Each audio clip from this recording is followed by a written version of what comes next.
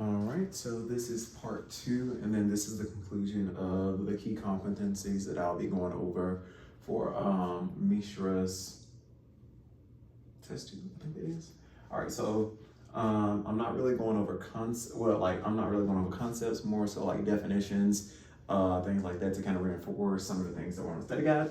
The first is that Tamiflu is a sugar analog. It works by preventing the release of virus from infected cells. What protein component does influenza have? It contains lectin. And what does lectin interact with? It interacts with illegal, whatever you said, saccharides displaced in the host cell. So the HB1AC test, this test shows glucose trend over a longer period of time. So it's not like a daily test, but it would be like basically your glucose trend over the last 3 months.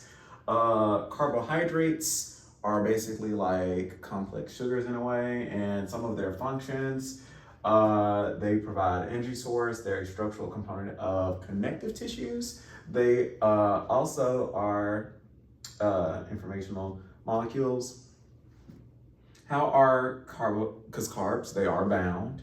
They can be covalently bound, or they can also be loosely bound. And this section isn't, I would say, the most accurate. I just know if you see it on the test, it'll be for that purpose. So, if you have aldehyde, it's aldose, ketones is ketose, and every carb, it initially has a carbonyl functional group. So that's very important to remember.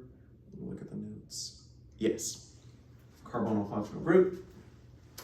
All right, so monosaccharide has 1 sugar. And another part that I really like to emphasize too is to remember that besides remembering, I guess, the scientific way, you could also, remember it by nomenclature, because a lot of scientific stuff is based off of nomenclature, like from French, Spanish, and even like a lot of Roman stuff. So knowing that too helps. Again, oligosaccharides, whatever, is 2 short chains of monosaccharides. Poly, many, so that's 20 or more sugars, so just a lot of basic sugars clumped together, polysaccharides. So these are some of the terminologies I came up with to help me remember the distinctions between the sugars and things of that nature. So it is a trend, but it's not always the case. So, like, true or false? OSE equals ONE, like OS 1 monosaccharide. And that is true. And some example sugars for that would be aldose, ketose, and stuff like that. Let's see, true or false, oligosaccharides equals 2, of course. And the way I remember it is the 2 sugars that are for it are tri-diene, because it's tri and disaccharide. So there you go. Even though, please, disclaimer, don't try dying. We don't, all life is valuable. Poly, of course, complex, because 20 or more, how could you be simple? And examples of a complex sugar would be like starch, cellulose, and glycogen. How many types of monosaccharides are there? There are only 2, and that is ketose and aldose. Most of the hexoses in living organisms are D-isomers. I think there is another one where it's like L or something like that, but that isn't really found in nature naturally. I think it was 1 that was brought up. I just didn't write it down. All monosaccharides except, there it is, dihydroxyacetone contain 1 or more asymmetric chiral carbon centers. So CCC, chiral carbon centers, What saccharides are only optically active in isometric form? That would be monosaccharides. Ribose, 5, glucose, 6. All of this is sugar. So I'm not going into, deep details. Ribose, 5, glucose, 6. Fructose is the ketose form of sugar. Check. Move it over a little bit. There we go. All right, so This was like a little acronym I came up to remember, like, when aldehydes and ketones are attacked by alcohols, like you're screaming, AAAH. Aldehydes are attacked by alcohols and hemacetals form. So AAAH. It'll always be like that. And CAC is kind of like when you're like cackling, laughing. So ketones are attacked by alcohols and hemacetals form. And plus another thing to remember is, ketones, ketals. So even, because this part remains the same.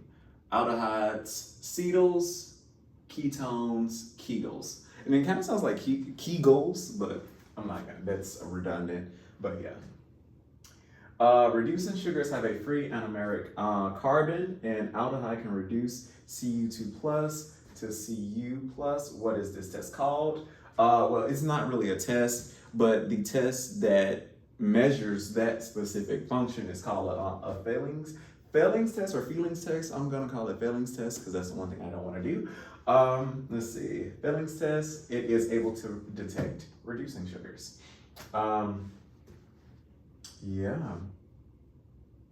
Yeah, and so a 6-membered ring would be a pyranose, and a 5-membered ring would be a furanose. So that's just something. So on the test, they might have some like illustrations or something of the different types, of sugars or whatever. And if you see 6, just know that it is a pyranose.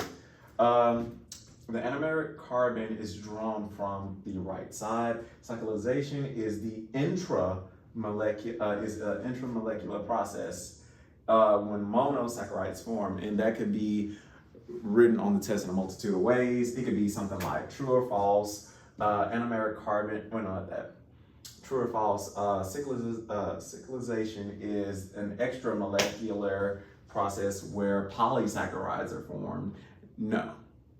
And also cetals and ketals, because as we looked over here, those are the monosaccharides that are formed. So remember, cetals and ketals are monosaccharides, and that is a part of cyclization.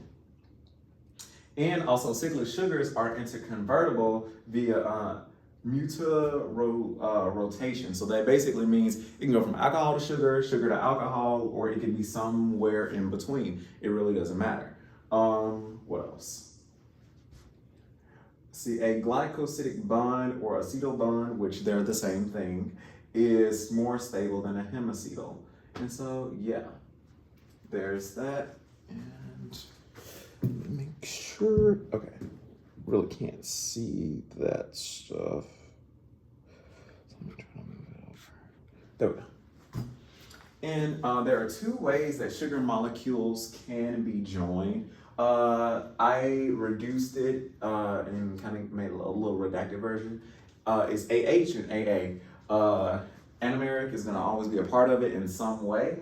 So it's going to be anomeric and hydroxyls, or 2 anomerics. Anomeric and hydroxyl is more typical, but when you combine 2 anomerics, there are some special key characteristics that need to be remembered. So when you could combine 2 anomeric carbons in via a glycosidic bond, what occurs? First is the product. It is 2 acetyl groups only, and this would make it more stable. And 2, it has no reducing ends, and this means it has no reducing sugar. So by this logic, that would make me think that,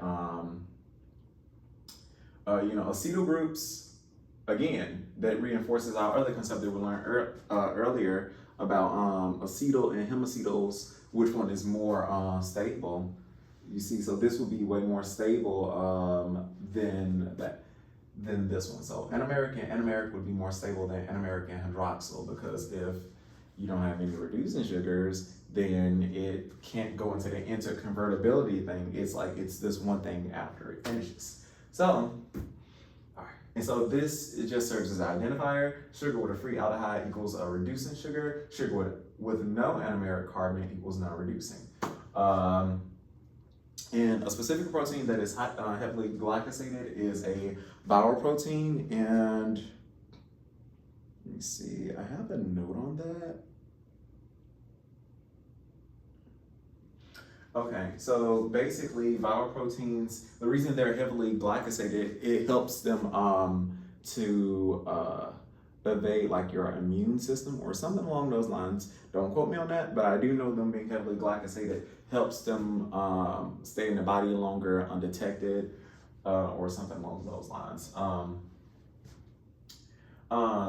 These ones are pairings that I just came up with, so I don't know if it's necessarily going to be a concept that's explored or tested, but I think it helps tie in some of the other things that we went over. First one is the polysaccharides and heteropolysaccharides. That equals a glycan as far as the ending suffix.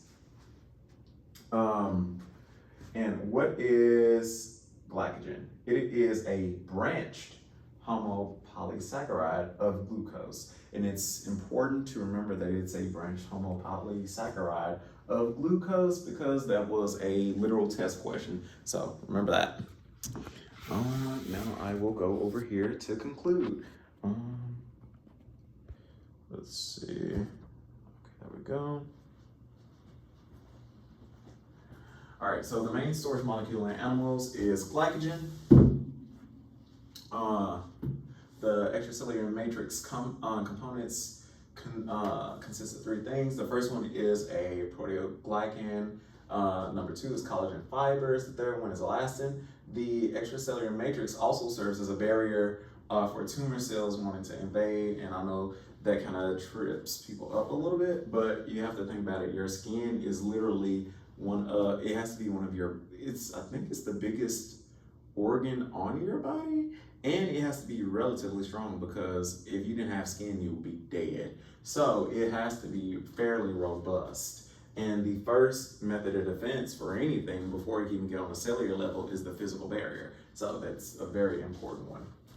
Proteoglycan is the protein plus the carbohydrate moiety. And this one is just going over, like, these are numbers. When you see one, it goes with that one. It's no interpretation needed. Hyaluronate has 50,000 disaccharides. Heparin has 5 through 90. Chromadotin 4-sulfate has 20 through 60 disaccharides, and keratin sulfate has 25 disaccharides. So those could be easy true or false competencies that are explored. So just remember those numbers, get the low hanging fruit. That is what I would suggest. Glycoproteins is a protein with small oligosaccharides attached. What plays a role in protein recognition? That would be carbohydrates. They're the star of the show for this test.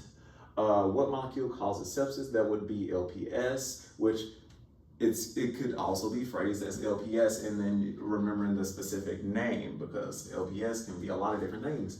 So bacterial lipopolysaccharide is the full name, and it also is an endotoxin, and that's what causes sepsis and septic shock. So remember that. And I think these ones should be fairly easy as far as like protein identifiers and saying which, is it found in DNA or RNA, but still it's a competency, and I want to go over it. Is what are found in which ones are found in DNA? Is adenine, cytosine, and guanine, and thymine is only found in DNA, and uracil is only found in RNA. And you might be like, why, you split it up? And that's because, in like when it's flipping back and forth for like transcription and translation, she could easily pose a question such as, is DNA like CTAG?